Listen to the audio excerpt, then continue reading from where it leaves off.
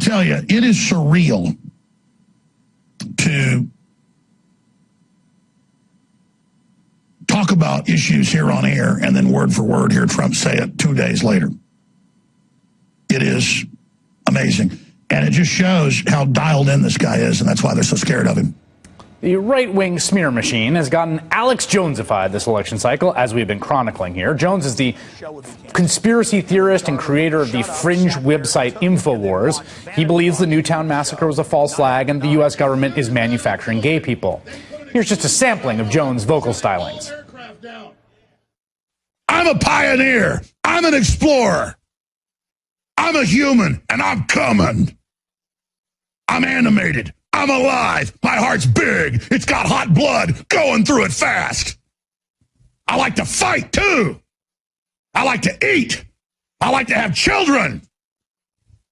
I'm here. For the record, I like to eat and have children. This year, Jones, seen here wearing a lizard mask to discuss health care, has embraced Donald Trump fully, heaping praise on Republican nominee and his team for their apparent acknowledgement of his movement. There's no way the Trump people would have reached out to me a year and a half ago if he wasn't aware of the work, Jones told the New Republic. He's been what you call a closet conspiracy theorist for 50 years. I think he's been a chameleon in the system, and now he sees the time to strike. The conspiracy du jour, Hillary Clinton is harboring a secret medical condition. Last week, one Alex Jones acolyte and Infowars writer posted his suspicions on YouTube, wondering if Clinton is suffering from a whole host of issues, including brain damage. Evidence supporting his theory, edited slow-mode looped video of Clinton that suggests she is dealing with a medical issue, even though the video, in its full context, shows Clinton was playfully reacting to reporters' questions.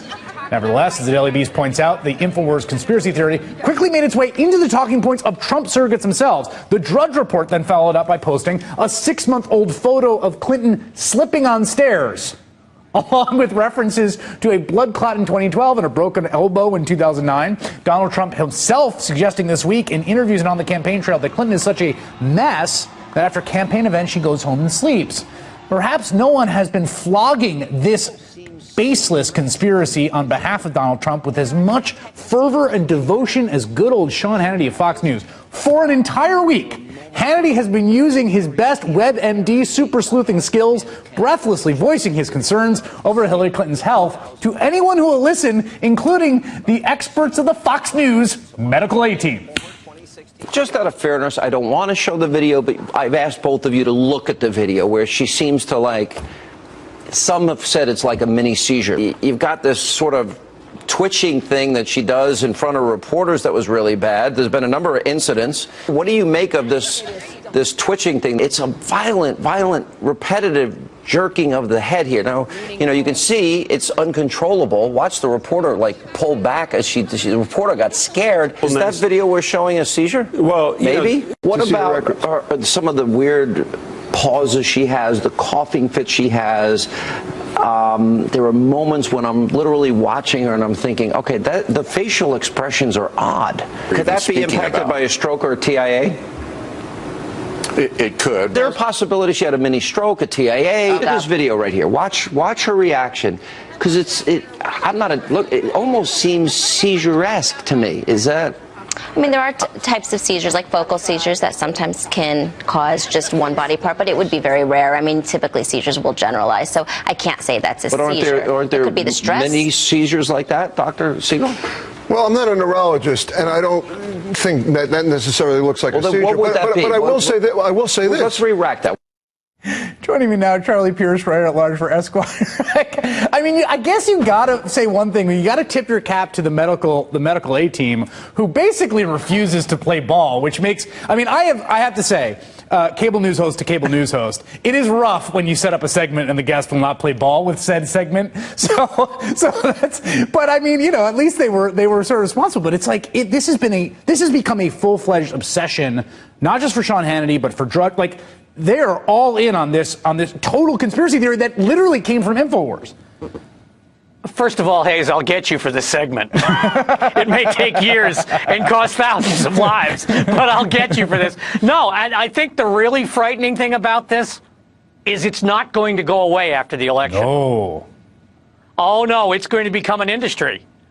And the Lord above help, Mrs. Clinton, if she who knows? I mean, slips on like a human being. Icy step.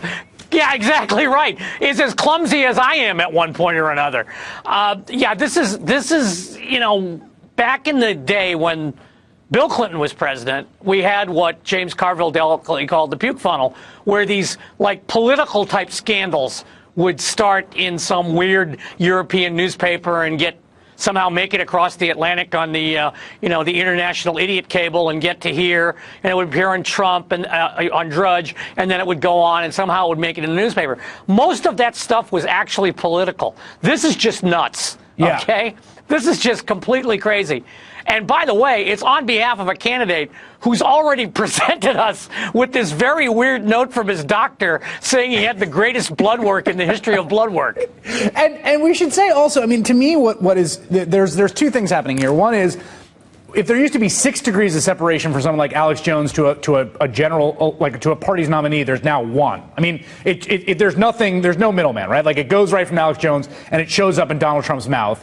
And the other thing about this is just you're getting this glimpse of what the future will bring, which is if Clinton wins and Trump loses, there is so much money to be made, eyeballs to be grabbed in the burgeoning industry that there will be of basically Clinton conspiracy theorizing. Yeah, and especially if, as I think is going to happen, and I actually dread this part, if he keeps selling this notion that the only way he loses is because somebody cheated, which is like running around an ammunition dump with a blowtorch.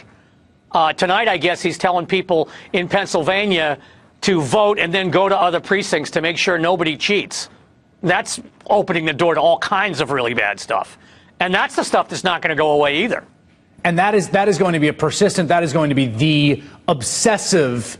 Again, should current trends continue? We don't know. Lots can happen in the next 90 days. But right. should they continue?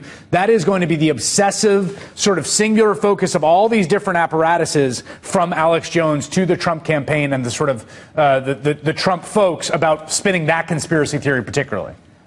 Well, Alex Jones is just going to declare the entire election a false flag anyway, so he's covered no matter who wins. And he's going to do very well in the Clinton presidency. Everyone's going to be if Trump gets elected, he's going to be Secretary of Defense. Well, that's true. He's got nothing but upside.